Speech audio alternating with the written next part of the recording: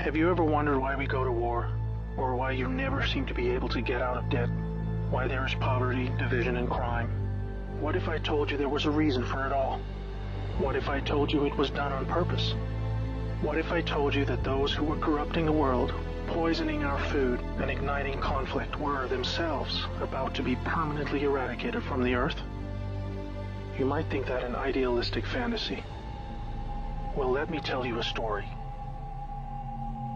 We acknowledge there are criminals, of course.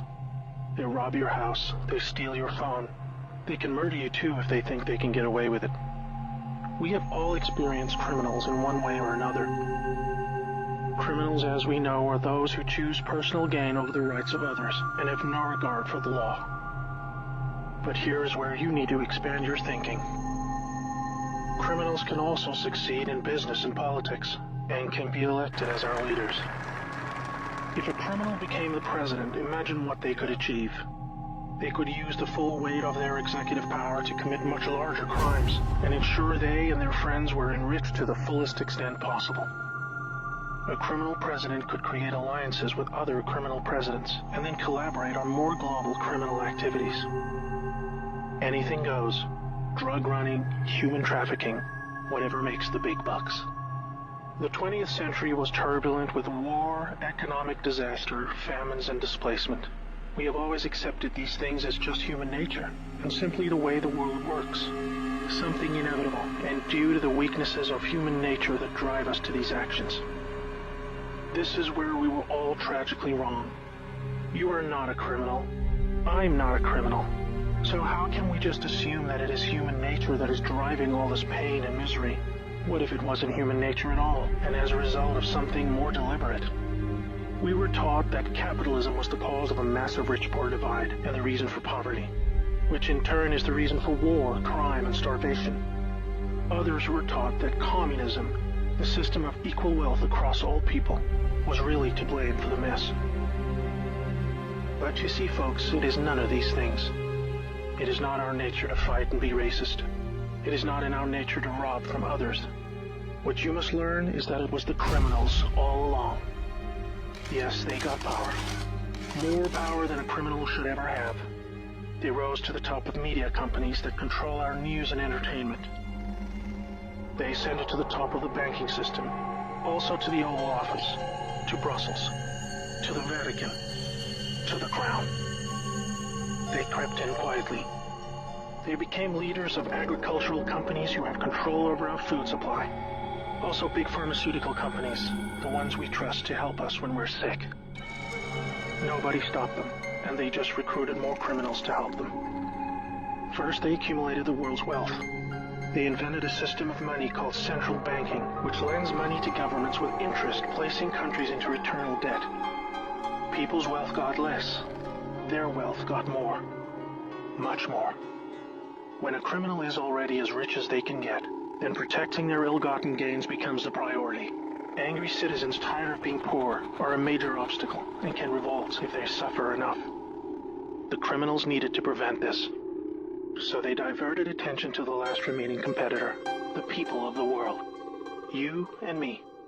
We were not happy being ruled by criminals and having to work 3 jobs just to survive. They know we won't accept it. So they use their control of the media to set black against white, woman against man, young against old, Muslim against Christian. They convinced us we were the problem so that we would fight and destroy ourselves. To get it done faster, they attacked all aspects of humanity that make us strong. Like family, using their influence over culture, they popularized lifestyle choices that led to a surge in broken homes, lost youth, and substance abuse.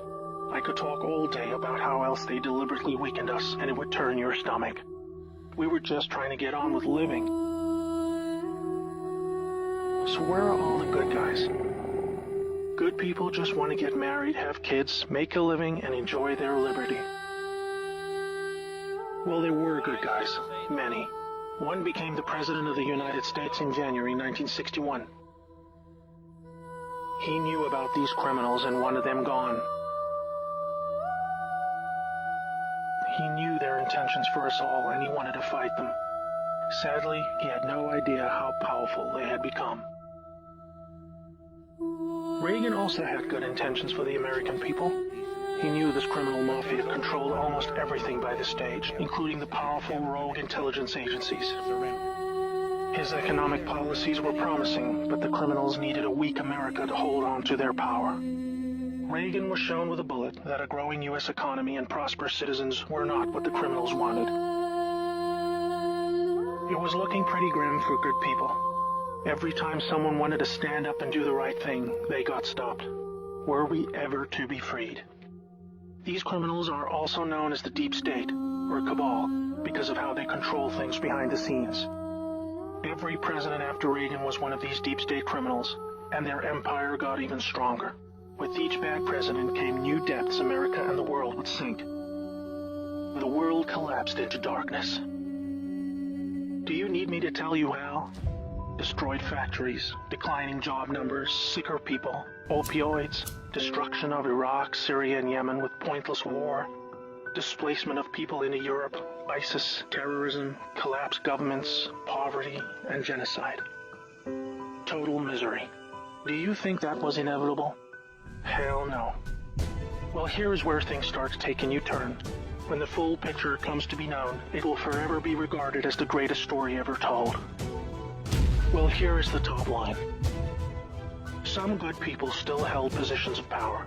They valued humanity and the rule of law.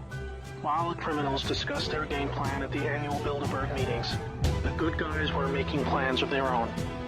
The information age was coming to change history forever.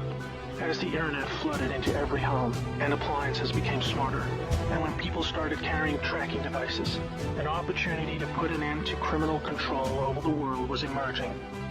We became connected, trackable, and surveilled. But so did they. They became dependent, just like we did, on email, SMS, instant communication. It made crime much easier, but it also put them on a grid that, if accessed by the right people, would expose their crimes to the public and end their iron grip on us once and for all. In this new age of information, it was thought that the military should also have its own intelligence agency to focus on cybercrime and espionage. They called this the NSA, the National Security Agency. Here we had every phone call, email, and text from every device stored and archived. Whether it be someone making a doctor's appointment, or the deep state setting up a massive heroin purchase from the Taliban. In the right hands, it would be enough information to expose the entire sinister criminal plot to rob us blind and wipe us out. Hold that thought. Now I need to explain the plan. The good guys were devising a plan to reclaim the world from the cabal and return it to the people. It would involve alliances with multiple countries, since the criminals had global rat lines, trade, and other infrastructure in place that would need their cooperation. It came down to two choices for America. Launch a military coup to seize the government from whichever cabal puppet was in the White House at the time. Or win legitimately, take control of the NSA, expose the criminals for what they are, and arrest them all. Obviously, the first option would be very troubling for the public. With people still preoccupied with cabal-engineered social issues, they would likely revolt and hurt themselves and others. No, it would have to be the latter. So they needed a candidate who could win, and who could win big. Many states like California had been so heavily inundated by criminals that even the voting machines were electronically set up to swing votes any which way. It would need to be a very decisive victory. Good patriots in the U.S. military and their global partners asked Trump to run for president so they could take back control of America legitimately without alarming the public. Trump was a good choice, obviously, because he overcame the voter fraud and won. But he was a patriot, and he was loved and admired by the public. He was not interested in joining the cabal, because they hated America and he did not agree with them on that point. As soon as he showed interest in taking power, they activated their media assets to viciously turn on him. That's when we saw the sudden hatred emerge. Even when he won, the cabal still had no idea what he was a part of, and the sophisticated plan that was about to unfold against them. Shocked at their loss, they mobilized their full arsenal of intelligence, media, money, and technology to try and take back power. Their people at the top of the DOJ and FBI then put together a plan to frame Trump and have him impeached. This is where we come back to the NSA again. All messages were stored and could be used to expose this plot and prevent Trump's overthrow. An entire book will be written about the first 2 years of Trump's presidency. False flag terror attacks, downed planes, missile alerts, assassination attempts. Here's the point. The world is currently experiencing a dramatic covert war of biblical proportions. Literally the fight for Earth, between the forces of good and evil. I can't put it in simpler terms, but I can say it appears the good guys are winning. The cabal had complete control over North Korea. They hijacked the Kim dynasty, took them hostage, and worked to build up a nuclear arsenal to threaten the world. Kim Jong-un suddenly embracing peace was simply because the deep state were beaten and driven out. ISIS was also destroyed in the year following Trump's win. We are all starting to see the pattern now, that enough time has passed, that our biggest global concerns are starting to recede, and peace is returning. It is all evidence that the good guys are winning the war. But we're still in the middle. While a lot is improving, it still puzzles many that most of these known criminals are still free, especially the higher-ups like Hillary Clinton, the Bushes, and Obama. That is coming in the next chapter of the story. That's why we have Q. The good guys with control over the NSA began the Q intelligence dissemination program to invoke an online grassroots movement that came to be called the Great Awakening. It started on underground internet channels and then moved to the mainstream. Q has been a fun distraction for those who follow world events and desire truth, but it is about to begin a much more important and necessary phase, keeping the public informed when the deep state war breaks out onto the surface. By this, I mean high-profile arrests. Yes, folks, the criminals I'm referring to are famous politicians, actors, singers, CEOs, and celebrities. People who have earned our trust, respect, and admiration. They have done very bad things that are all fully known and documented, and they will be severely punished. Those of us who have followed Q since the beginning will be here to help you make sense of the coming events. We are among the first to realize that our petty partisan divisions are just trivial distractions, and we are all enslaved by a hidden enemy. We realized that the problem was never capitalism or socialism, Democrat or Republican, black or white, Muslim or Christian. We know it was just very powerful criminals who had too much power.